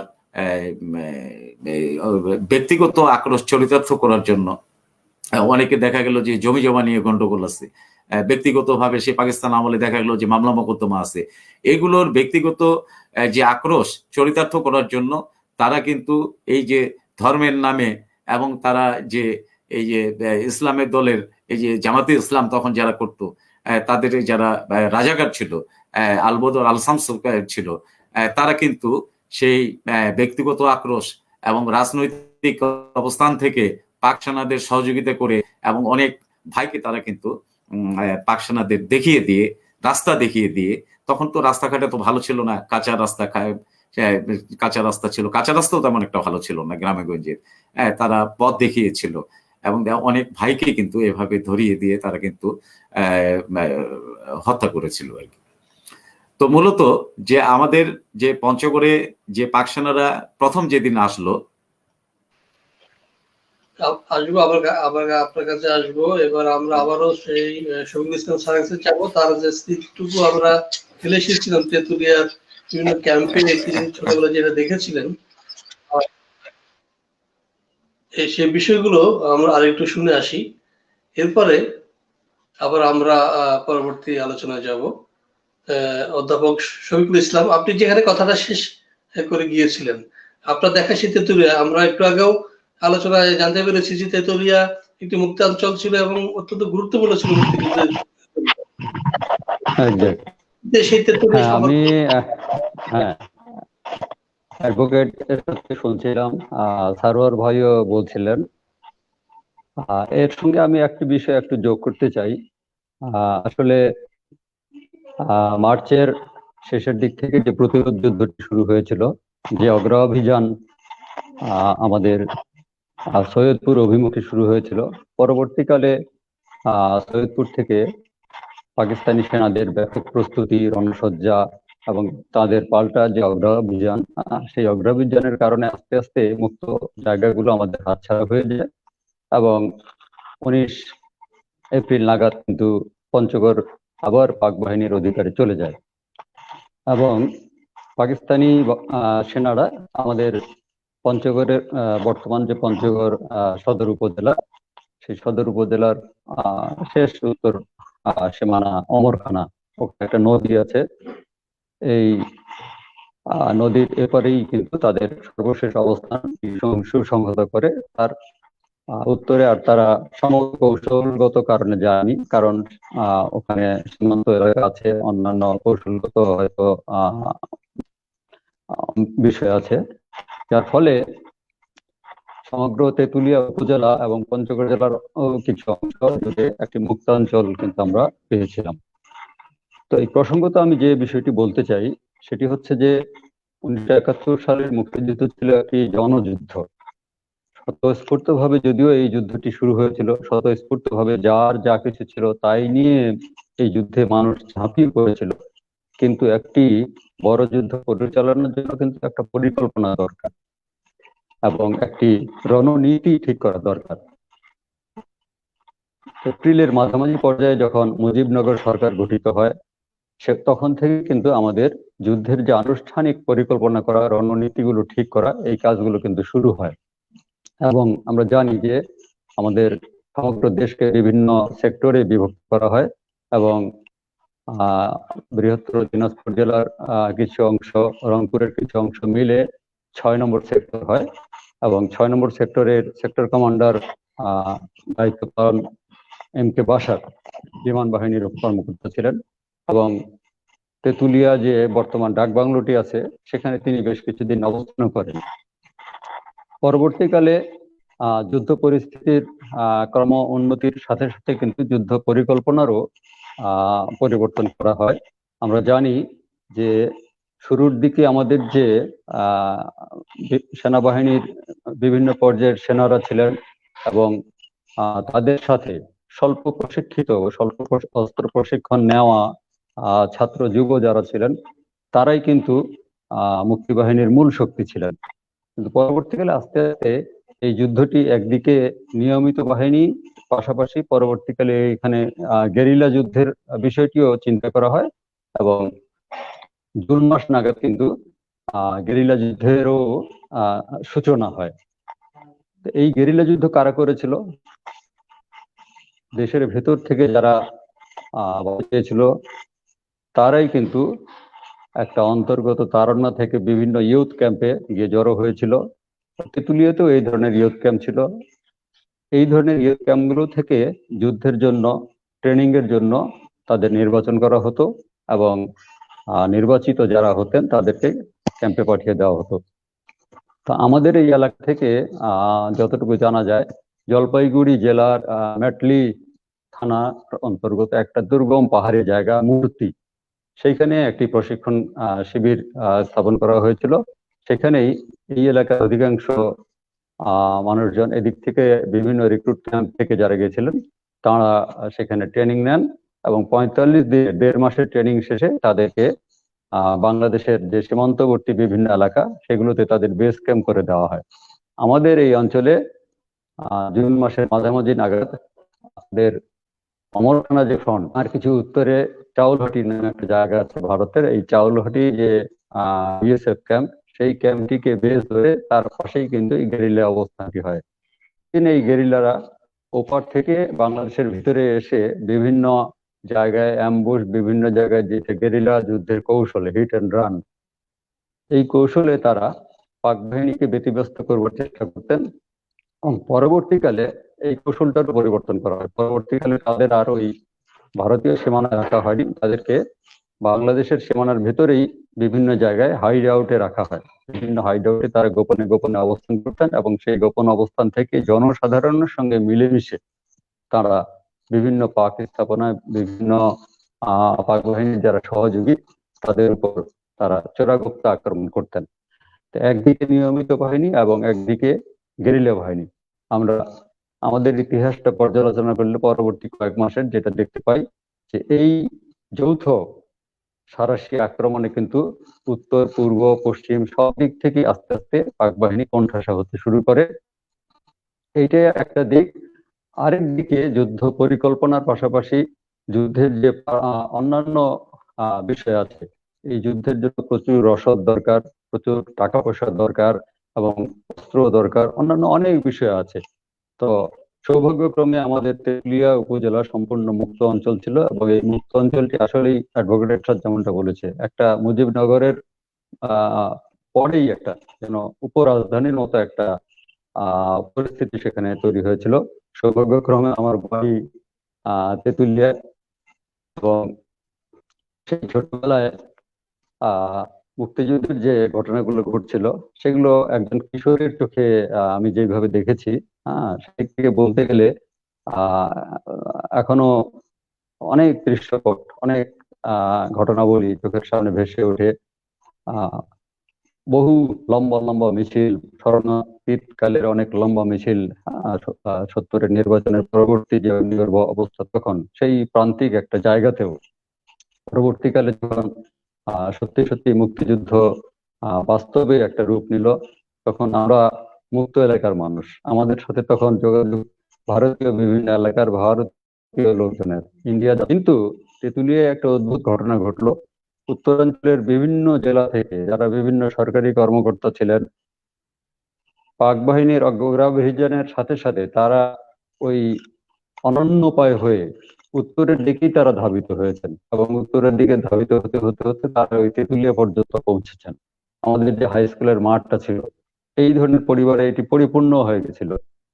পরবর্তীকালে তারা তেঁতুলিয়ার বিভিন্ন অফিসে, বিভিন্ন স্থাপনায় এবং বিভিন্ন মানুষের বাড়িতে তারা আশ্রিত হিসেবে থেকেছেন এবং সেখানে যারা তরুণ ছিলেন, যুবক ছিলেন, পরবর্তীতে তাদের ক্যাম্প করা হয়েছে, তাদের জন্য প্রশিক্ষণের ব্যবস্থা করা হয়েছে এবং মুক্তিযুদ্ধের আমাদের মুজিবনগর সরকারের নির্দেশনাগুলো যে দেওয়া হতো, তার আলোকেই কিন্তু তেঁতুলিয়াতে বিভিন্ন সময়ে বিভিন্ন কর্মকর্তা, দায়িত্বপ্রাপ্ত বিভিন্ন কর্মকর্তা এবং দায়িত্বপ্রাপ্ত মন্ত্রীরাও কিন্তু বিভিন্ন সময় সেখানে এসেছেন। যতদূর আমার মনে পড়ে, আমি তাজউদ্দিন আহমেদ সহ অন্যান্য যারা মন্ত্রী ছিলেন, একবার অন্তত তাদেরকে আমি ওখানে দেখেছি এবং একটা খুব গুরুত্বপূর্ণ ঘটনা সরাসরি প্রত্যক্ষ করার সৌভাগ্য হয়েছিল। সম্ভবত এটা জুন মাসের মাঝামাঝি একটি সময় তেঁতুলিয়ায় সেখানে সাংগঠনিক একটি অফিস গড়ে তোলা হয়েছিল। ওখানকার যে ইউনিয়ন পরিষদ ভবন ছিল, সেটি একটি সাধারণ চৌচালা টিনের ঘরের ভিতরে তখনকার ইউনিয়ন পরিষদের যিনি চেয়ারম্যান হতেন, তার যে বসার চেয়ার টেবিল ছিল, তখনকার চেয়ার টেবিল এখনকার মতো অফিসগুলো তখন সেরকম সাজসজ্জা ছিল না। সাধারণ একটি কাঠের চেয়ার, হাতাওয়ালা, সামনে একটি সাধারণ টেবিল, তার সামনে আরো কয়েকটি চেয়ার। তো ওই ইউনিয়ন পরিষদটির খুব কাছাকাছি আমার বাসা ছিল। আমি, আমার আরো 2-1 বন্ধু মিলে আমরা ওখানে আশেপাশে সবসময় ঘুরঘুর করতাম। সেখানে বিভিন্ন দেশি বিদেশি প্রতিনিধিরা আসতেন, বিভিন্ন সাংবাদিকরা আসতেন। তৎকালীন সময়ের দক্ষিণ এশীয় প্রতিনিধি বিবিসির, ব্রিটিশ ব্রডকাস্টিং কর্পোরেশনের প্রতিনিধি মার্ক আলী, তিনি সেখানে এসছেন, আরো অনেকেই এসছেন। আকাশবাণীর নীলিমা সানাল, ইভা নাগ, এরকম নাম করা যারা সাংবাদিক, তারা এসছেন। তো সেইখানে একদিন ইউনিয়ন পরিষদ ভবনে দেখছি যে লোকজনের একটু আনাগোনা, কে যেন এসছে এরকম একটা অবস্থা। আমরাও কৌতূহলী চোখ নিয়ে ছোট ছোট বাচ্চা কয়েকজন ওখানে গেলাম। গিয়ে দেখি যে ওখানে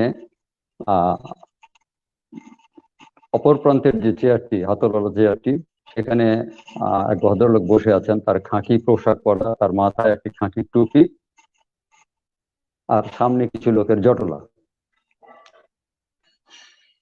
পরে আশেপাশে যারা ওখানে উপস্থিত ছিলেন তাদের কথাবার্তায় বুঝলাম যে মানুষটি ওখানে বসে আছেন তিনি অন্য কেউ নন, তিনি বাংলাদেশের তৎকালীন প্রধানমন্ত্রী তাজউদ্দিন আহমেদ। তার সামনে তখন একটি রেডিও ছিল। রেডিওটা কেন? সেদিন প্রেসিডেন্ট ইয়াহিয়া খান, তৎকালীন পাকিস্তানের প্রেসিডেন্ট ইয়াহিয়া খান রেডিওতে ভাষণ দিবেন।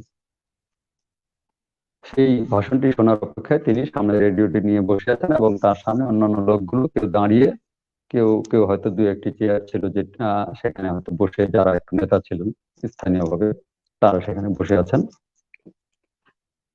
একসময় ভাষণ শুরু হলো, সম্ভবত উর্দু ভাষায় ভাষণটি ছিল।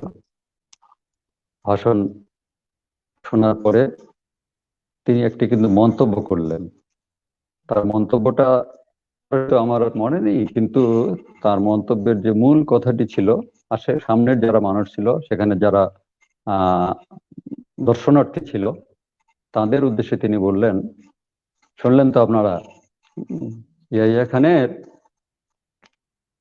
মনের জোরটা আর নাই আগের মতো, তার মোরাল, আমরা যেটা বলি যে মোরাল ডাউন হয়ে গেছে, তার মনের জোরটা কমে গেছে।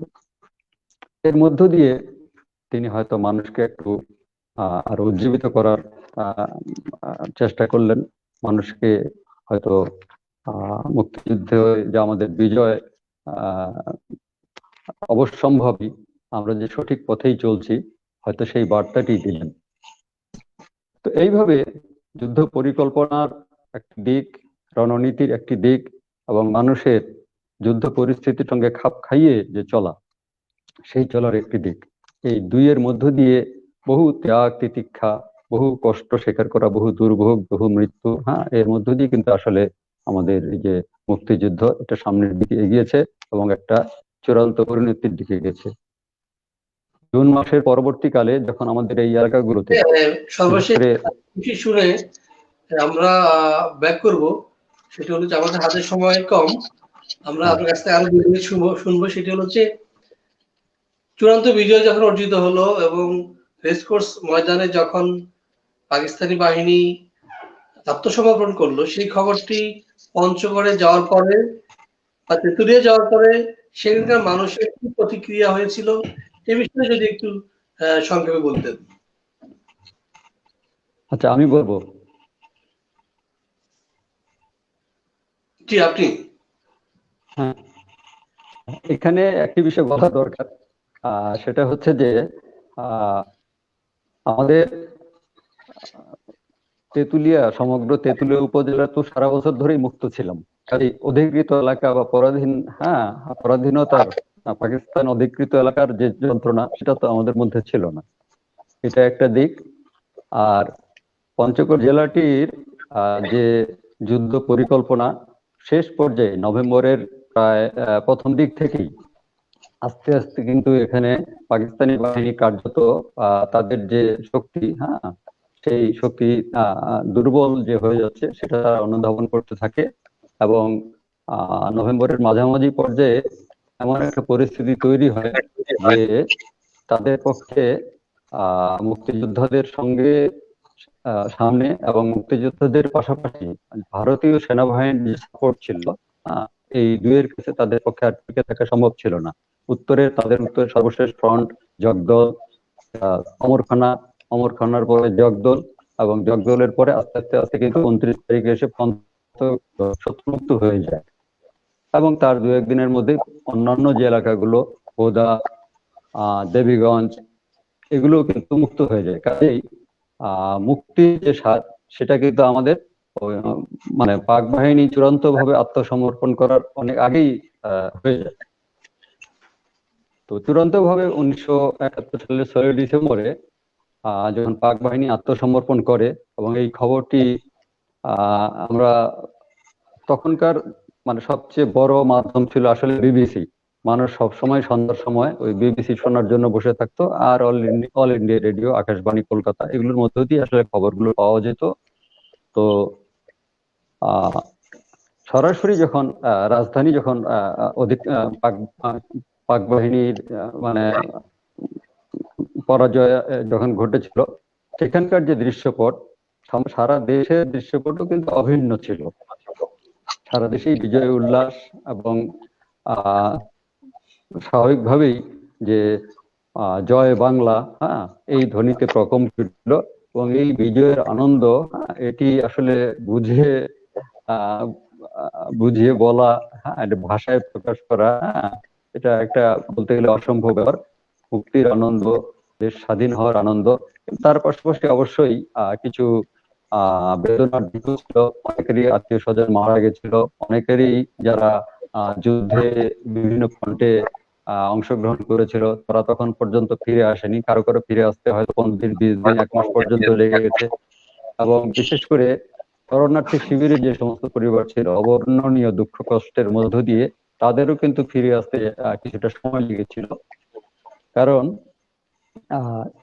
এরও একটা প্রসেস ছিল এবং এর মধ্যে তখন পর্যন্ত ঠিক বিশ্বাস হয়ে উঠছিল না যে আসলে কি বাংলাদেশ স্বাধীন হয়েছে কিনা। স্বাধীন কথাটা তখন যতটা বলা হতো তার থেকে বলা হতো যে জয় বাংলা, হ্যাঁ জয় বাংলা হয়ে গেছে কিনা বাংলাদেশ। তো যাই হোক, 71 সালের 6 ডিসেম্বরে রেসকোর্স ময়দানে আপনি যেটা বললেন যে পাক বাহিনীর আত্মসমর্পণের সংবাদ পাওয়ার পরবর্তী যে ঘটনাগুলি, এই ঘটনাগুলি রাজধানী ঢাকায় যেমন ছিল এবং সারা দেশে একদম প্রত্যন্ত জনপদেও কিন্তু আনন্দটা অভিন্ন ছিল। আমরাও ওই রেসকোর্স ময়দানে বা আমরাও ঢাকায় আনন্দ উল্লাস করছি, অনুভূতিটা কিন্তু এরকমই ছিল। জি, ধন্যবাদ। আমরা আবার এবার এরশাদ হোসেন সরকার আপনার কাছে শুনবো, তারপরে আমাদের বীর মুক্তিযোদ্ধার কাছে শুনবো। আপনার স্মৃতিতে আপনার স্মৃতিতে অ্যাডভোকেট এরশাদ হোসেন সরকার। হ্যাঁ, আবার বলেন, আবার বলতে আবার। হ্যাঁ, 16 ডিসেম্বরে যখন আমাদের যে স্বাধীন হয়ে গেল সমর্থন করলো, তখন সেই খবর পঞ্চগড়ে যাওয়ার পর পরিস্থিতি কি দাঁড়ালো, ছিল সেই পরিস্থিতিতে আপনার স্মৃতিতে আছে কিনা বা আপনার স্মৃতিতে আছে কিনা আপনি পেয়েছেন? না, বিজয়ের যে উল্লাস এবং আনন্দ, যেটা বাংলাদেশের মানুষের যে সেটা অভিন্ন একটা অনুভূতি। এবং মূলত যে বলা যায় যে চূড়ান্ত বিজয় 16 ডিসেম্বর আজকের দিনেই 71-এ যেটা বিজয় অর্জিত হয়েছে। কিন্তু আমরা পঞ্চগড়ের মানুষ, মানে বর্তমান পঞ্চগড় জেলা, তৎকালীন যে পঞ্চগড়ের যে 5 থানা, সেটা বলা যায় যে পঞ্চগড় জেলার মানুষই বিজয়ের স্বাদ আগেই পেয়েছে প্রথম দিকে। কারণ আমাদের আর এই ডিসেম্বর মাস পর্যন্ত এই 5 থানার মানুষকে অপেক্ষা করতে হয়নি। কারণ এখানে যেটা শফিকুল ভাই বললেন যে নভেম্বর থেকেই কিন্তু পাক সেনারা তাদের কিন্তু শক্তি সামর্থ্য যে তাদের ক্ষীণতর হচ্ছিল, দুর্বল হচ্ছিল, এবং তারা যে পিছু হটার শুরু করেছিল। এবং এটা মূলত 29 তারিখের মধ্যেই, আমাদের 28-29 তারিখের মধ্যেই কিন্তু পঞ্চগড়, 30 নভেম্বরের মধ্যেই পঞ্চগড় জেলার বর্তমান যেটা সীমানা, যে বোদা থানা, এই বোদা সহ কিন্তু পঞ্চগড় জেলা কিন্তু মুক্ত হয়ে যায় আর কি নভেম্বর মাসের মধ্যেই। এবং পঞ্চগড় যেটা মুক্তিযোদ্ধা সারুল ভাই আছেন, উনি বলবেন যে 29শে নভেম্বর যেটা পঞ্চগড় মুক্ত দিবস, পঞ্চগড় জেলা মুক্ত দিবস হিসাবে পালিত হয়। এবং সেই 29 তারিখেই কিন্তু আমরা এই এলাকার মানুষ আমরা কিন্তু বিজয়ের স্বাদ কিন্তু পেয়ে যাই। এবং মানুষের মধ্যে উল্লাস, উচ্ছ্বাস, এবং এটা আমি যদিও ছোট ছিলাম দেখেছি যে গ্রামে গঞ্জে মানুষের মধ্যে সেই আনন্দ উল্লাস এবং বিজয়ের যে আনন্দ, জয় বাংলা স্লোগান মুহুর্মুহু, আর যে রেডিও, যে তখন এই শীতের সময় দেখা যায় যে সন্ধ্যার পরে ওই আগুন কাঠ পুড়িয়ে বা খড় জ্বালিয়ে গ্রামে গঞ্জে আগুন তাপা হতো আর কি, আগুনের ঠান্ডার মধ্যে। এবং সেখানে আগুনের তাপ নেওয়া হতো এবং সেখানে রেডিওর সব মানুষজন ঘিরে, একটা রেডিওকে ঘিরে দেখা যায় যে 50-60 জন মানুষ খবর শুনছে, BBC, voice of America, Akashvani, এই খবর, দেশ যে কি হচ্ছে, দেশ কোন দিকে যাচ্ছে, জয় বাংলা যে বিজয় অর্জিত হচ্ছে কিনা, পাক সেনারা আমাদের এই এলাকা মুক্ত হয়েছে, তারপরে কি, আর কতদিন লাগবে, বঙ্গবন্ধু পাকিস্তানের কারাগার থেকে কবে আসবে, এরকম একটি প্রশ্ন এবং যে অনুভূতি মানুষের মধ্যে কিন্তু কাজ করছিল। মূলত নভেম্বর মাসের মধ্যেই আমরা বিজয়ের স্বাদ আমরা পেয়ে যাই এই এলাকার মানুষ, পঞ্চগড় জেলার মানুষ। এবং পরবর্তীতে পর্যায়ক্রমে পিছু হটতে হটতে তারা ঠাকুরগাঁ, পর্যায়ক্রমে দিনাজপুর, সৈয়দপুরে গিয়ে তারা কিছুদিন অবস্থান গ্রহণ করে, সেখানেও কিছুদিন যুদ্ধ চলে। এভাবে পিছু হটতে হটতে কিন্তু 16ই ডিসেম্বরে এসে সারা দেশ চূড়ান্তভাবে যে বিজয় অর্জিত হয়। ধন্যবাদ। আমরা এটিএম কাছে সর্বশেষ শুনবো এবং তার কাছে আমরা অনুষ্ঠানের ইতি টানবো। এটিএম সারোয়ার, আপনাকে কৃতজ্ঞতা জানাচ্ছি এবং অভিনন্দন জানাচ্ছি যে আজকের আলোচনায় আপনি একজন যিনি সক্রিয়ভাবে মুক্তিযুদ্ধে অংশগ্রহণ করেছিলেন এবং আপনার এলাকায় শুধু নয় সারা বাংলাদেশের মুক্তির জন্য আপনি লড়াই করেছিলেন। আপনাকে অবশ্যই শ্রদ্ধ সালাম জানাই। আপনার স্মৃতিতে সেই 16 ডিসেম্বরের পটভূমি যদি আপনি একটু বলতেন আমাদেরকে, এই যেটি ঘটেছিল সোহরাওয়ার্দী উদ্যানে, অর্থাৎ আমাদের চূড়ান্ত বিজয়, ঠিক সেদিনের আপনার অনুভূতি এবং কারা কারা শহীদ হয়েছিলেন পঞ্চগড়কে মুক্ত করতে গিয়ে, দেশকে মুক্ত করতে গিয়ে, মাটির সন্তান কারা কারা শহীদ হয়েছিলেন তাদের নামও নিশ্চয়ই আপনি উচ্চারণ করবেন। আপনার কাছে শুনবো এটিএম সারোয়ার। ঠিক আছে, আপনাকে অসংখ্য ধন্যবাদ সুন্দর প্রশ্ন করার জন্য আর কি। আমরা যখন বিজয় অর্জন করলাম, বিজয় অর্জনের পূর্ব মুহূর্তে কিন্তু আমরা খুব বিপদের মধ্যে ছিলাম। মানে যখন আমরা অগ্রসর হচ্ছিলাম আর কি, অ্যাডভান্স আমরা যখন হচ্ছিলাম আর কি, আমাদের সামনে হলো মিত্রবাহিনী, মাঝখানে আমরা, আর পিছন দিক দিকে ভারতীয় সৈন্যরা আমাদেরকে কভারিং করতো আর কি।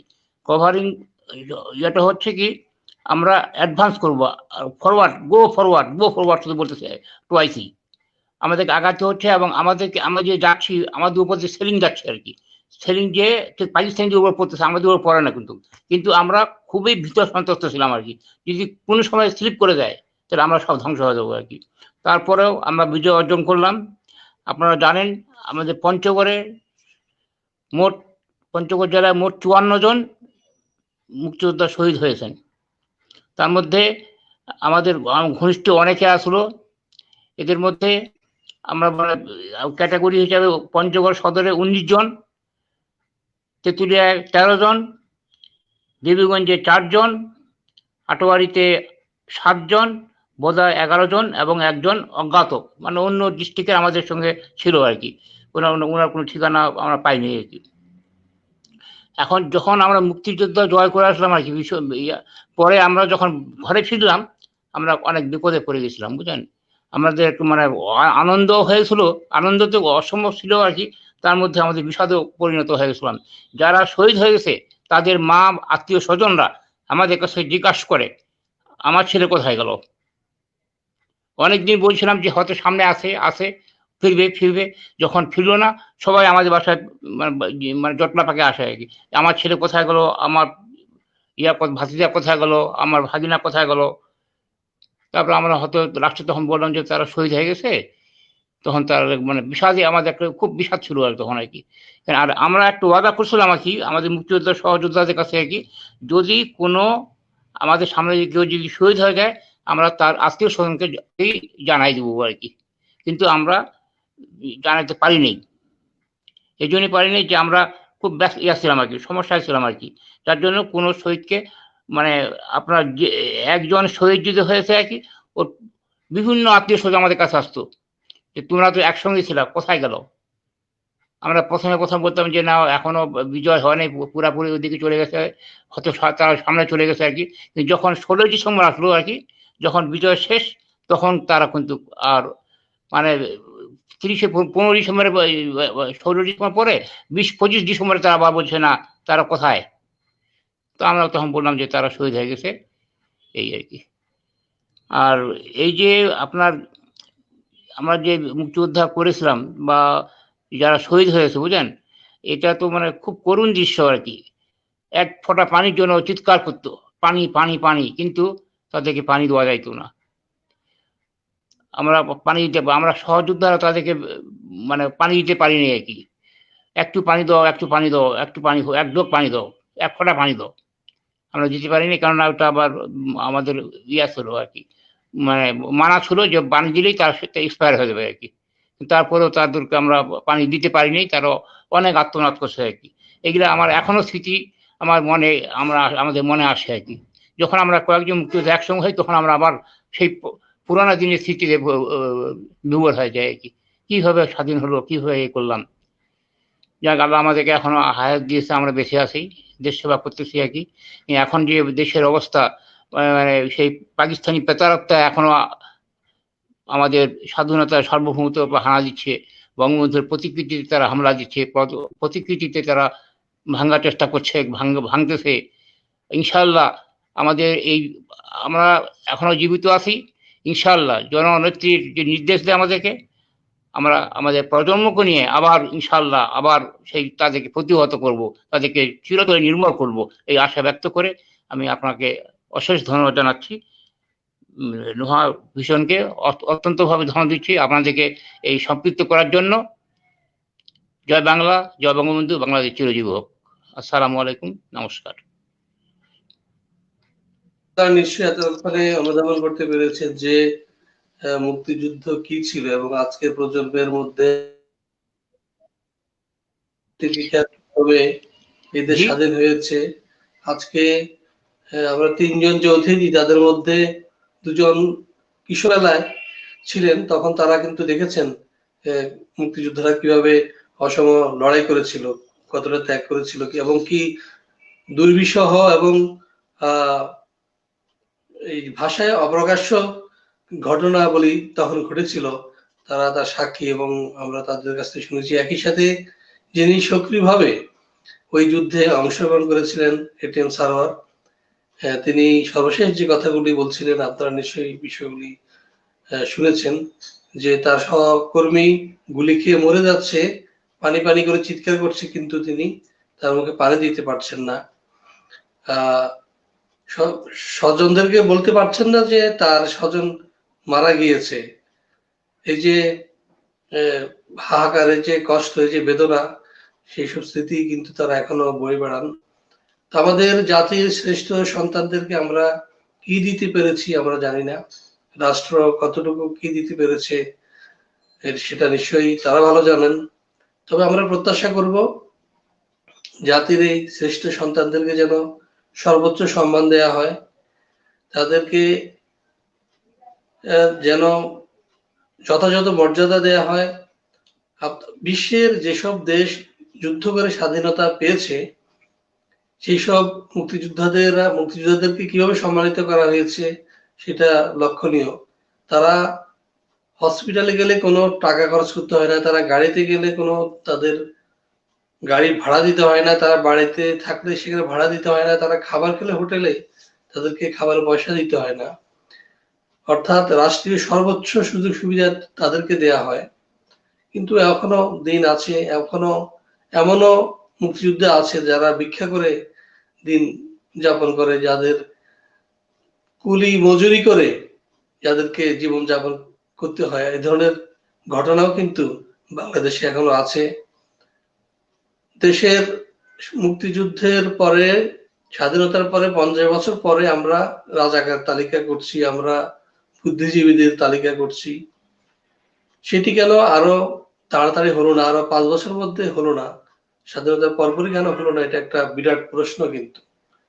এবং আমাদের মুক্তিযোদ্ধারা কেন আজ অবহেলায় থাকবে, কেন তারা ভিক্ষা করবে, কেন তারা দিন মজুরি করে খাবে, যাদের রক্ত দিয়ে জীবন দিয়ে এই দেশকে আমরা পেয়েছি। আজকে আমরা নোয়া ভিশন টেলিভিশন চ্যানেল খুলে বসে আছি, আজকে সারা বাংলাদেশে বিদ্যুতের আলো আলোকিত, আজকে আমরা 2041 সালে উন্নত বাংলাদেশ গড়ার স্বপ্ন দেখছি। আজকে আমাদের ছেলেরা ডিসি, এসপি, ওসি, সচিব, মন্ত্রী, আমাদের বাংলাদেশের সন্তানেরা। কিন্তু এটি কখনোই হতো না যদি না বাংলাদেশ স্বাধীন না হতো। অবশ্যই না।